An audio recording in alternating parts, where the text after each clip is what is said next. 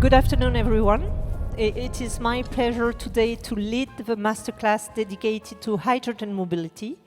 And during this very short session, we'll try to educate those who are not educated yet on hydrogen mobility, but we will also try to share with you some bottlenecks and some challenges that need to be addressed in order for hydrogen mobility to play its role in the decarbonation of mobility. I have extreme pleasure to welcome high-level hydrogen experts. So I will start with each of them in a short bio. Jean-Michel Billig. Jean-Michel, you're the CTO Hydrogène of Stellantis, a vehicle manufacturer. You have a very intense track record in the automotive, but in various areas, because you started in the aeronautic, then you moved to Schlumberger, returned to aerospace, but you also joined Renault, and before joining Stellantis, you were in the maritime with Naval Group. And happy to have you here. Jorjo, my friend Jorjo. Jorjo is the CEO of Hydrogen Europe. Hydrogen Europe is the leading European association of hydrogen industries. And Jorjo, you've been working at Hydrogen Europe since 2016, and I have a very sweet memory of our years together when I was the president of Hydrogen Europe. You were before that involved in the European Parliament, and then you were awarded last year the Hydrogen Person of the Year at the Hydrogen Awards as, and I quote, a major player promoting hydrogen in Europe and worldwide, accelerating collaboration and industry development. Patrick, so another distinguished member of Hydrogen Europe board. So you're the chairman of Hydrogen Energy Holding AG. You're responsible for business development for the joint venture you have with Hyundai Hydrogen Mobility. And in your role, you have established various joint partnership and venture with industry leaders companies such as Nel for the electrolyzers, Hyundai Motors, Linde, Halpic, and others. And since 2020, you're a board member of Hydrogen Europe. Amir, just in time. Thank you, Amir. So, Amir, you're the chief investment officer, for I24, and you're a senior managing director at Ardian, one of the leading funds dealing with infrastructure. So, before joining Ardian in 2007, you were a strategic consultant in the energy sector. So today you will also be our energy specialist. And you are the managing director at Ardian Infrastructure, and you're also leading the development of Ardian in the renewable energy and the Ardian Task Force on Hydrogen, and which is I24. But you are also the founder of the Ardian Foundation, which you initiated in 2010. And this foundation aims at creating better social mobility in Europe, North America, and Asia. We will start with a very critical question, which is how do we shift into higher gear? This morning we have many claims to make it happen very quickly. So how does it go with a hydrogen mobility? And for this, Jorjo, we need your help, because I'm not sure that everyone in the room is very well knowledgeable about hydrogen mobility. So could you, in 5 minutes, first explain what Hydrogen Europe is, and then try to give them the keys to better understand hydrogen mobility and its place in the decarbonation of transport? First of all, thanks very much for the pleasure to be at Movin'On. After many, many years, you came to Brussels, so it's a worldwide interesting business. I use today my hydrogen car. It's a passenger car, and I have it in the 4th year now, 78,000 kilometers, no problems whatsoever, because fueling works, the car drives. It's a very comfortable driving. It's luxury in the way of life, because you are very much conscious I'm not polluting, because I'm using mainly green hydrogen. So people understand it's a mature technology, it exists. The fueling infrastructure exists, the cars exist, and more companies look into hydrogen and make it a reality. But it's also true that you cannot kickstart something when you don't have the hydrogen. Hydrogen needs to come from somewhere. Can I ask a question? And please, Amir, you are excluded from answering it. Who has seen the closure, the financial closure of NEOM a week ago? Bart, you don't. So, yeah. It's only a few. Yesterday, I was asking the same in a room of Eurofair. Eurofair is the steel companies. CEOs, all CEOs in Europe were there, and their Sherpas, 250 people in the room. Nobody raised their hand. NEOM last week announced financial closure, and it's a real closure, it's not dry, it's real, about the project of NEOM producing, as of 26, 600 tons of green hydrogen per day. 600 tons per day. So what I'm wanting to say is, it's not somewhere in the future anymore. It's there. It exists. There are different countries and geographies that have started already. The country I know best is Germany. In Germany we have 100 refueling stations, and they all really work. They simply work. I'm using them, they work. So it's a country that started early, but unfortunately did not start to produce the cars. So the cars still come from mainly from Asia, and it's Japan, it's Korea, and it's China more and more. What I want to say is that if we really want to turn our continent into a net zero continent, we can do it by focusing on few technologies only, but with the price of that we pay, that the dependence on some countries goes up. So if you concentrate on one technology, let's say battery, you are very much dependent on certain critical raw material. Whatever scientists tell you, they need to be there. And you know that we have a very, very high dependency there on a few, on lithium, cobalt and others, on a few countries. We can do that, or we can decide to be technology, not neutral, technology diverse. Technology diverse means that we take different technologies that we can use for decarbonization in order to accelerate the time to decarbonization. And here hydrogen plays a very, very important role. I would like to tell you one simple example that makes it clear. We launched the BMW X5 hydrogen together with Hydrogen Europe a few weeks ago here in Belgium, in Antwerp. This BMW X5 fuel cell, 400 horsepower, exists also as a battery car. The critical raw material you need for the fuel cell car is 10% of the battery car. If you translate to the infrastructure, it's 5%. That's very interesting. If we are in a world that geopolitically looks into new spheres of who is dependent on whom, and you want to reduce your critical raw material dependence, you better look into these technologies. Plus, it brings you the efficiency, the high efficiency of renewable energy production in Saudi Arabia to Europe. Why? Because a molecule is much easier and much less in cost when it needs to be transported. And this is where hydrogen steps in, drops in. Maybe one last word. In aviation and maritime, there's no doubt that hydrogen will play a role. Nobody doubts it really. In trucks, I have heard that here on this Movin'On conference, there are still some people believing that there's only battery in trucks. You can do that. But if I have a logistical company where I take care of every kilo that I need to move, 100 kilometers with a battery is 1 ton. Believe it or not. 500 kilometers is 5 tons. You better don't do it. So you better switch to a technology where you go. Passenger cars we can discuss. Last word. Once the infrastructure is there, and this is my main message, we have now an alternative fuel infrastructure regulation, which not everybody likes the number of fueling stations that are obligatory, but 665 as of 2030 is a good start. Is a good start for all Europe.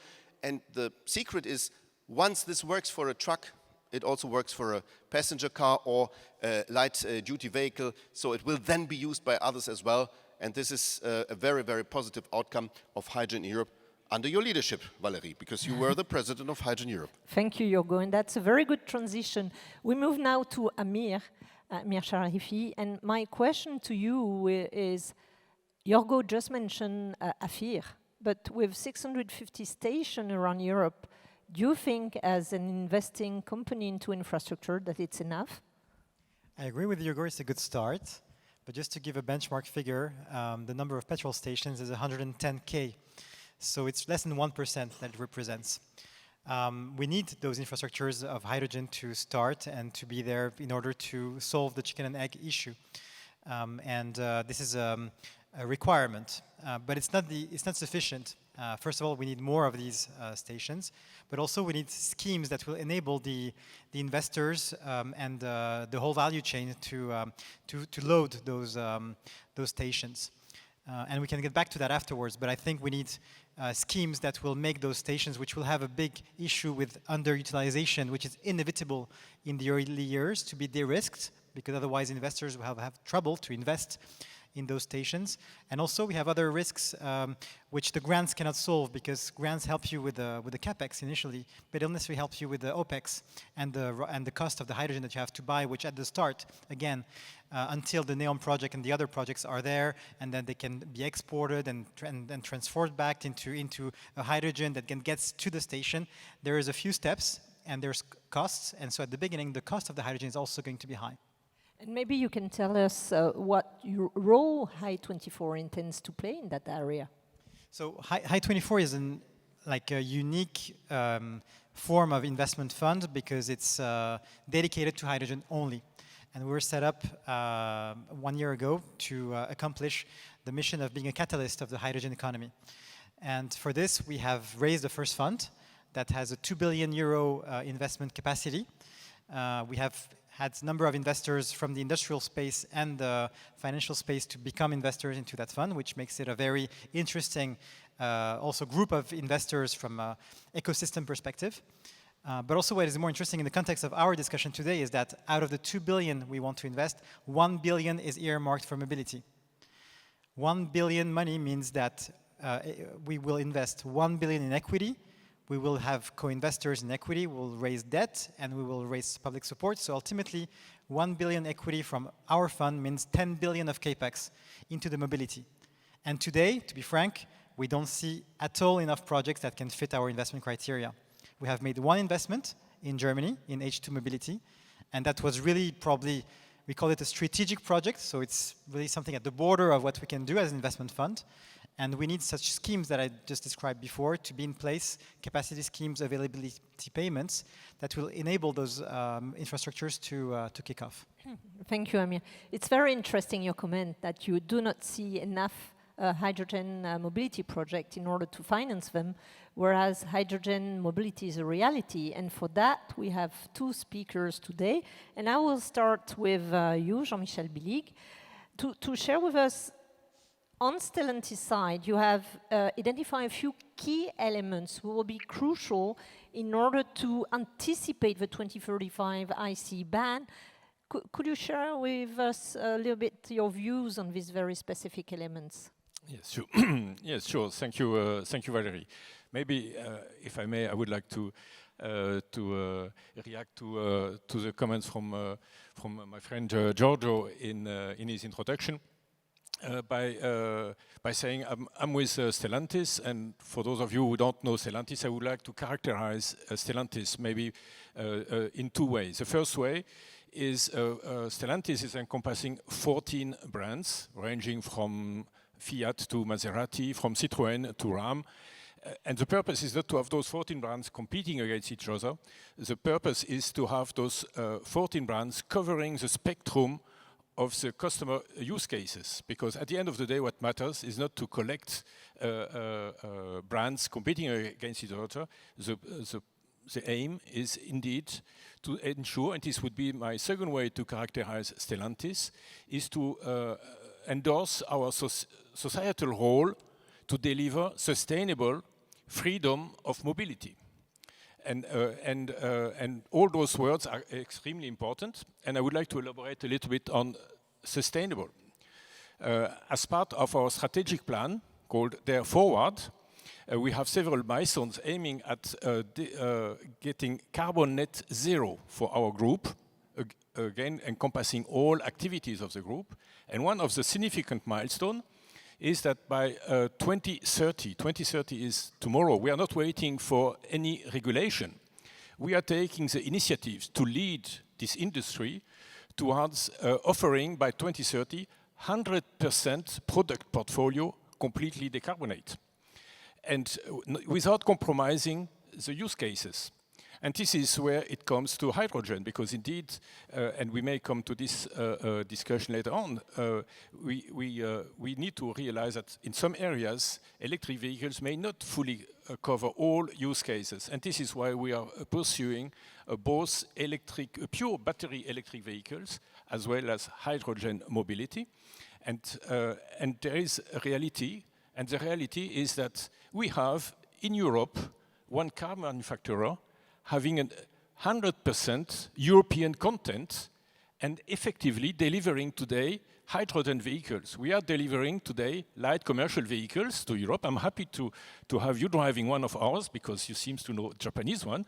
There is one single European OEM delivering 100% content European hydrogen mobility. Thank you. Patrick, we move from light delivery vehicles to trucks. So my question to you will be, why do you start with trucks? Because everyone says that trucks is not ready from a technology standpoint, that there are too few trucks to cover a different market. And when we prepared this panel, you said something which I found very interesting about commercial availability and commercial viability as well. So what you put behind these words, could you tell us a bit what is H2 Energy and the joint venture you built with Hyundai, and what is your business model in a way? Okay. Thank you very much. First of all, thank you for having me and for the question. I guess I'll first start with what H2 Energy does and who we are, because it might help you to put a weighting on what I'm saying. So H2 Energy, the vision of the company is to fight climate change. That's our overarching goal. But you need to have a focus, and our focus there is entirely on hydrogen, establishing hydrogen as a pillar of our energy system. That's all we do, and whatever we do must be aligned with that vision on this. We're active in the full value chain of hydrogen technologies, so we develop offtake applications. We've built the first truck ourselves. We also do operate power-to-gas plants. We EPC power-to-gas plants, and we develop new projects. We provide solution for the storage and the transportation of hydrogen, and we provide solution for the downstreaming of hydrogen. So it's all about hydrogen within our company, and we do a lot of this with joint venture. Now to the question about why we start with truck. Besides the vision, we also defined 5 maxims which we are adhering to. Yes, this is pretty much on the horizontal side. You see the 4 segments that conclude an hydrogen ecosystem. And on the vertical side, you see the portfolio where we have Hydrospider for the production of hydrogen, where we have a joint venture with Phillips 66 Jet for hydrogen refueling stations, and where we have the joint venture with Hyundai Hydrogen Mobility, which European-wide has the mandate to market, service and maintain fuel cell trucks. On the projects that we're working on, the biggest one is the 1 gigawatt site in Denmark, the power-to-gas plant. We plan to go FID, final investment decision, beginning of next year, and then there's a 20 megawatt plant in Milford, UK, where we intend to have the FID by the end of the year. So that's enough about H2 Energy. Why do we start with trucks? We had these 5 maxims, and the 5 maxims which we're very serious about is first of all, we only do projects that can be scaled. Because if you want to fight climate change, bonsai projects doesn't get you there. So it needs to be a scalable project. It also needs to be scalable because you want to have commercial viability, which I come to afterwards again. If it's not commercially viable, you're not going to be sustainably operate that project for a longer period of time. So it's absolutely critical. We only work in ecosystems, because only in ecosystems you have to control over the sustainability, which is the 4th point, that we only do sustainable projects. And the 5th, and that's a very unromantic one, we only work with proven technology. I think right now there's a lot of focus on new technologies that promise specifications that cannot be kept, but if you work in ecosystem and the technology is not proven, if they don't meet the requirements, it can basically kill the ecosystem as such. So those are the 5 maxims. And they're all interrelated because the commercial viability comes with sustainability and the commercial viability comes with scalability. And if hydrogen was a cheaper solution than anything else, everybody would use it already. The markets are dynamic enough to adjust to commercial viability, but right now it is the biggest challenge to get it commercially viable. And we found a way in Switzerland, and that's why we started with trucks in Switzerland, which comes to your third question, because Switzerland has a very punitive heavy-duty tax. But it's not a tax as such, it's actually an emission tax. It's a steering tax. And if you don't emit, you don't need to pay the tax. And with us not having to pay that tax, we found a way that we can be TCO comparable to diesel trucks. And that's why we have a lot of demand for the trucks in Switzerland. We've only have 48 trucks on the road right now. We've driven 7 million kilometers up to this point.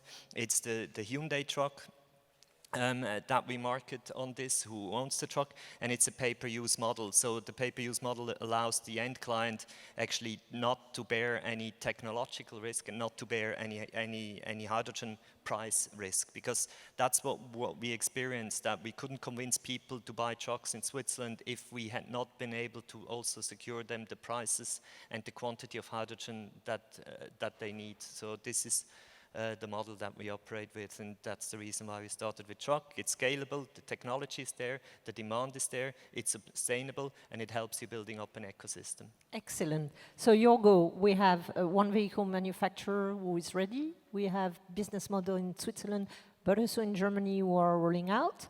What do we miss? I think what we miss now is the offtake agreements. So we have also the targets.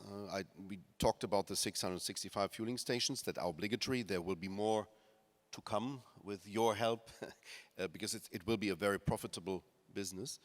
And we also have targets for the production of hydrogen.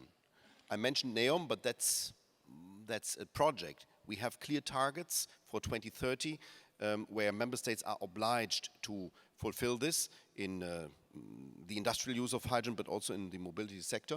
All in all, it's 6.5 million tons per year that need obligatory to be produced or imported. Now, what we need now is concrete off-taking, concrete project. We now know how the landscape looks like, and now signatures need to fall to the paper, not on MOUs anymore, but on concrete off-take. And we can see that once the whole Fit for 55 package is agreed upon, including also the infrastructure for the transport of hydrogen, pipelines. Pipelines, and France, as you know, is now one of the major player, one of the proactive player even with pipelines. There's a postponement on the Renewable Energy Directive for the moment via the French government, but I think it's just too... No French bashing, please. No, I'm very happy about that, by the way. I'm very happy because in this case it was, sorry for the Spanish and Portuguese and German guys in the room, it was the Germans and mainly the Spanish not keeping their promises to the French side. So no French bashing, the opposite. I like very much what France does because France is a major player. But once we have all this done, yeah, we need to buy the trucks. In Switzerland it works. And you saw how easy it is. You just have this punitive system. So basically, I think it's 1 franc per kilometer that you need to pay. No, it's less. It's actually 2.28 cents per ton kilometer. So it's a 40 ton. It adds up to 8 cents. And it's so simple. This guy in Switzerland said, why should I invest into punitive things, so why should I pay something like taxes if I can invest into a new technology that brings me to the future and then don't pay it? It worked. This is the easiest way out. This is what we need now, but unfortunately Switzerland is not part of the European Union. They can do it, they can do these kind of nice little things. It's the member states that now need to implement this, and we count now on member states to understand everything is ready, we just need to act now. That's the next step, and I'm very confident that it will be coming very, very soon. Okay, Amir, you're heading one of a leading fund in hydrogen mobility. So, what do you expect from vehicle manufacturers? Well, there's been announcements or figures mentioned that we roughly need 50,000 running vehicles, and that would correspond to roughly 2,000 stations, corresponding figure. So right now we are at 600. So I think somehow we need to find a way to make the case for, with the starting 600, to reach the 2,000 stations, because that will bring the car manufacturers like Stellantis and Hyvia and the others to say that, okay, if I build a car, I can launch a series and there will be a station to fulfill it, and then it makes sense for me, the case is there. But it all has to happen at the same time. That is the challenge, because if everyone is waiting for the other, then nothing happens. So it's a bit what we're trying to do as a fund. We're trying to put together the players of the ecosystem and say, okay, let's play this systemic move together, and let's move together at the same pace. And everyone needs to take its own risk.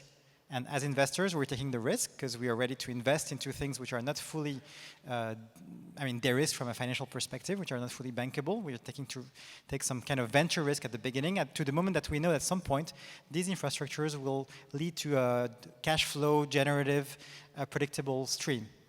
And that's, I think, how the whole industry needs to move forward. But I think we need to see at some point that this cash flow generative scheme is in place, and that's why I'm getting back to this concept of having an ability to have an infrastructure that is paid for in the early years when it's not utilized is really a game changer if you can put it in place. And actually, if you look at the ultra-fast charging station for batteries in Germany, there's just been a recent announcement, regulation that is going to be put in place for using capacity payment. So they're moving. They're giving this advantage. Okay. So the hydrogen should also benefit from similar schemes as well. That's one of the questions I will ask in the party we're moving into. I'm very glad to see that many of you are expressing levers in order to accelerate hydrogen mobility, levers which are at the core of a moving on process, such as new business model, ecosystem, innovation. So in this last part, we will try to address what is missing, or how can we accelerate the path of hydrogen mobility towards scaling it up, and massively, not a few thousand vehicles, but 10, hundreds of thousand vehicles in the years to come. So I will start with you, Jean-Michel. What are the game changers? You share with me that within Stellantis you had 3 dimensions to cover to be successful in this deployment, but you also identified technical challenges and competitiveness to be addressed as soon as possible. Yes, absolutely. As I mentioned, we need to to be ready by 2030 latest to have 100% decarbonate product portfolio for Europe. And in order to get there, I like your word acceleration. We need to accelerate our product portfolio. This is one dimension. Today we are delivering mid-size light commercial vehicles, so the equivalent of Peugeot Expert. By next year, we will be offering a large commercial vehicle, the Peugeot Boxer. By 25, we will also deliver the heavy-duty trucks in the US. So we have to enlarge our product portfolio, where the use cases are meaningful, of course. The second dimension is we need to expand our geographical footprint. Today we are delivering in France and Germany. We need to cover Europe, we need to cover North America, and probably beyond. So this is a second dimension. This is the geographical footprint. The third dimension is the volume. Today we are delivering around 1,000 vehicles per year. We want to get by 5,000 next year, 10,000 the year after, and probably 50,000 by the end of this decade. So those challenges, they don't come by miracle. We need to address, I would say, 4 challenges. You mentioned technical challenges. Yes, in order to improve the performance of the hydrogen vehicle, we need to master the value chain, and this is one of the reasons why we have decided to invest together with our partners Michelin and Forvia into Symbio, because this allows us to master the complete value chain and understand where are the levers to improve the performance, because the technical performance is key to trigger hydrogen mobility. The second challenge is the buy-in. And during this transition phase, we need public fundings to support the transition, so that we can make those vehicles affordable from day one. We should not wait the cost to be amortized before thinking how are we going to make it buy-in. So public fundings is a key levers to support this acceleration. The third lever is regarding, I would say, the ecosystem. We mentioned hydrogen production. Definitely, we need to get closer, and we are working closely with Amir and his team. We need to sponsor the deployment of infrastructure as well. Today, we have already established partnerships with NG in France, so that we facilitate the combination of vehicle deliveries together with refilling stations. And I would say, last but not least, we need also to think out of the box in how are we going to support those use cases in a different way. And as an example, we are thinking how to favor leasing approach for those vehicles in order to ease this buy-in and to accelerate the deployment of hydrogen mobility by 2030, which is actually tomorrow. Thank you. And I will allow myself a comment and then a claim to you, Jorjo. I was discussing this morning with Florent Ménégo, the president of Movin'On, but also the president of Michelin. And he was stating that maybe something is missing at European level, which is a global scheme to finance the vehicle in order to reach the first volumes. We have, through the joint undertaking on hydrogen with public-private partnership with the European Commission, we have funds, but to kick in. We have no funds to move from demonstration program to the first industrial volumes. We have that for station, we have that for many other areas, but I think that we need to work together in order to convince the European Commission that something is missing in order to foster the takeoff of vehicles. That something could be the European Hydrogen Bank. The Hydrogen Bank was announced in May, and yesterday was a decisive day. Possibly you all have seen that, because the concept is there, but the money was not there. So the European Commission is looking for support by member states, and yesterday was one big step, because Mrs. Simpson, the Energy Commissioner co-responsible for the Hydrogen Bank, for the internal leg, got $1 billion from one member state for inner European activities that could theoretically also cover these projects. And Germany has also one big truck company that is, so to say, asking for that, with liquid hydrogen, by the way, which is quite interesting. But that was a decisive step, because the Europeans got the $1 billion and they accepted to adopt for the global scheme some rules that we know from H2 Global. H2 Global is a German scheme endowed with 5 billion so far, to make sure that hydrogen all over the globe is produced and imported to Germany. So 1 billion now goes to the inner European leg, that's already good. But for the global scheme, what we do is we open windows. We have now a German window, a Dutch window, a Belgian window. Talked this week to the Luxembourgish minister. He's, although he's a green, he's fully on board.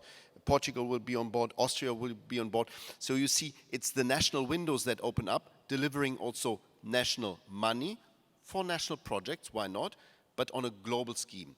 And because what we use is the European certificates, the European tender practices, that will be one rule for all. So there is a pooling, basically, of money for activities that have a global scope, and I think it's a very, very good step. You will see the announcement of the final announcement of the bank after the summer, early after the summer. First tendering is foreseen for December this year, 800 million for the inner European leg. So it's moving on. It's going on. Okay, that's good news. Moving back to Patrick. You triggered my attention when you, during our exchange, you mentioned that we need to think bigger than only mobility, and that there are some tectonic movements. So what do you put behind the words tectonic movements? Okay, by the way, very good elaborations from Jean-Michel and Jorjo. Thank you for this. May I say 2-3 words on that subject as well? From the experience in Switzerland, we see that the bottleneck is hydrogen. So if we think in the ecosystem, you got the offtake, the technology is there, it's proven, it works, you can commercialize it. We see on the downstream, investment appetite is there, technology is proven, we're ready to go. But what we're failing is cheap hydrogen, and not hydrogen as a local product, but hydrogen which you can move. It was mentioned before that transporting energy in molecular form is cheaper. According to our calculation, moving energy in hydrogen, in the form of hydrogen through pipeline is 14 times cheaper than if you move energy through the grid. So I wanted to solve this, we need technology and markets. And the markets, they need to be transparent, they need to be efficient, and they need to provide investment opportunities. This is what I firmly believe in, so which is probably a bit away from the subsidy scheme. But now to your question, because this is the way we look at it, because when we started the company, we didn't want to focus on mobility, and we don't. It's just where we have been achieved the furthest at this point in time. What we did is we analyzed the energy transition, and we realized Europe has between 16 and 17,000 terawatt hour of energy that they need to decarbonize. 22% is electricity, of which 60% is already non-CO2 emissioning. So if people talk about making the grid green when they talk about the energy transition, they miss the point, because the maximum you can decarbonize is 8.8%, which is not a rainmaker, if I may say so. The big task is actually how can we decarbonize coal, oil and gas in that order. And that's 78% of our energy system. And to do so, you have, and this is what I talk about the tectonic movements, you have 4 technologies to do so. You got battery electric solution, you got biomass, you got heat, and for everything else, you need hydrogen. That's the only tools you are able to work with, except maybe don't use energy. That would be the other one, but that is not an option for us. On this. Now you have limitations on which technology you can use to what extent. I think commercially viable battery electric solution covers maybe 10%. The maximum it can cover, if it covers all battery electric trucks and cars, would be 22%. Biomass, if you need to have sustainable biomass, it doesn't make much sense just to burn all the forests in Estonia and then believe you're green. You know, you're not green. You need, how much biomass can you produce? You cannot produce more biomass in Europe, even if you don't produce any food, than 38% of the energy that we need. And the third one is heat. So it needs to be existing heat. Heat from incineration plants, heat from nuclear plants.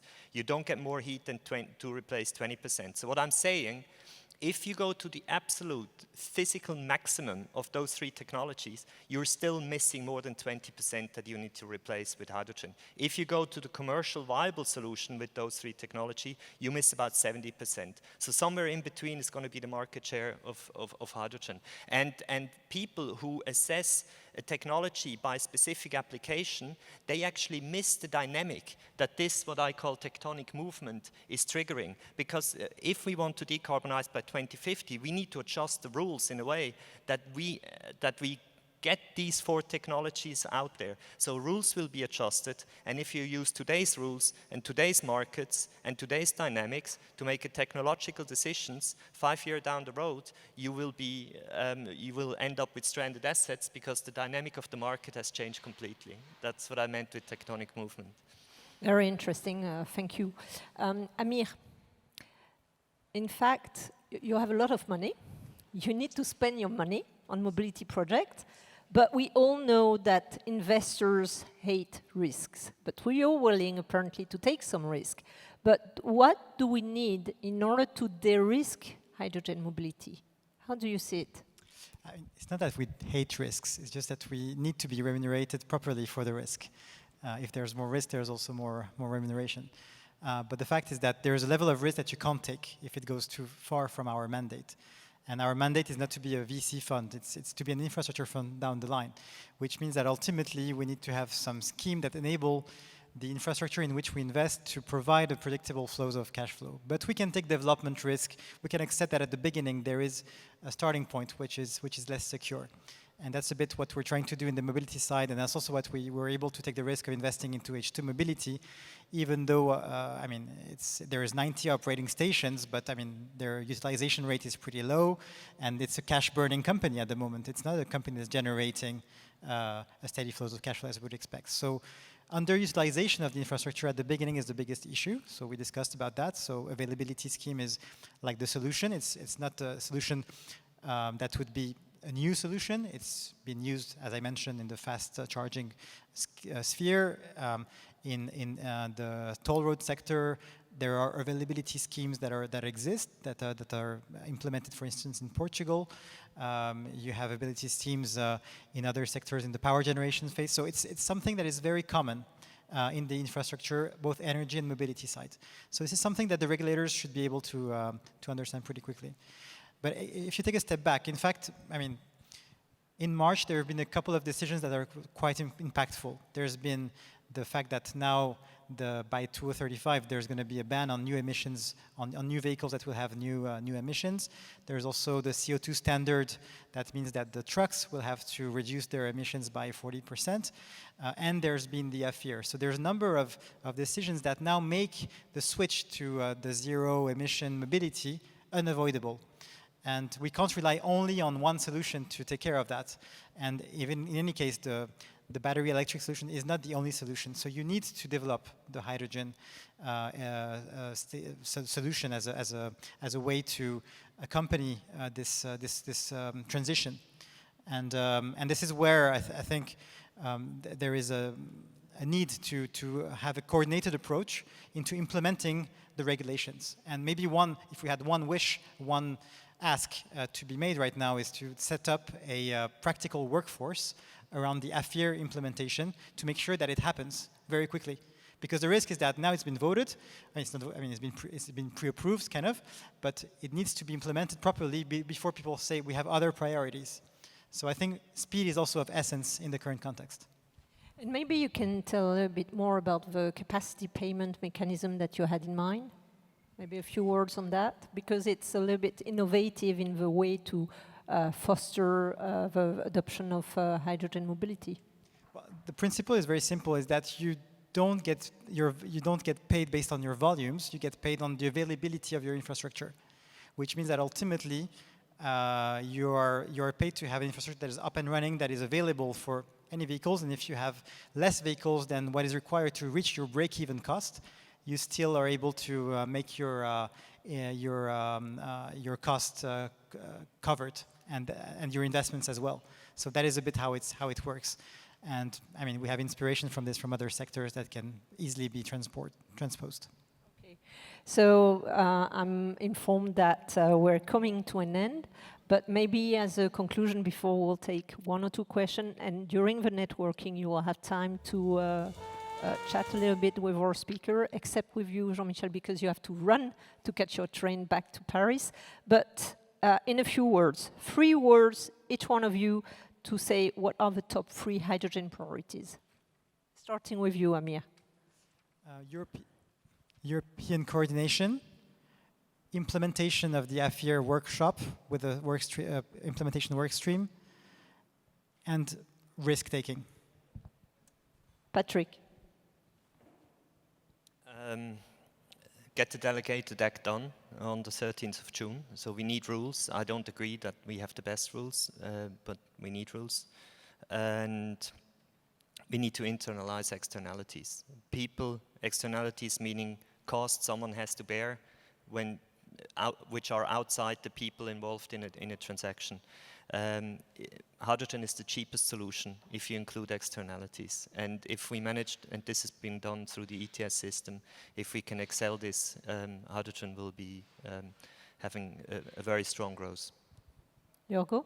Well, I will be very short. We created a lot of ambition, and you were part of it. And I like very much this logo there, moving on from ambition to action. That's the priority now, from ambition to action. And Jean-Michel. You ask for 3 words. I would say first, costs, because we need to make hydrogen affordable. Clearly, so that mobility remains affordable. We need to also to get the costs of our technical solutions down. Definitely, we need to improve the performance without compromising on the costs. The second word is infrastructure. We need to accelerate deployment of infrastructure. Hydrogen mobility without relevant infrastructure leads us nowhere, and I like the idea of getting to 2,000 refilling stations across each and every country. And my third word would be funding. Without public funding, which will help accelerating the transition towards effective hydrogen mobility, it will be quite difficult to get this buy-in from our customers. Thank you all. I think they deserve a round of applause.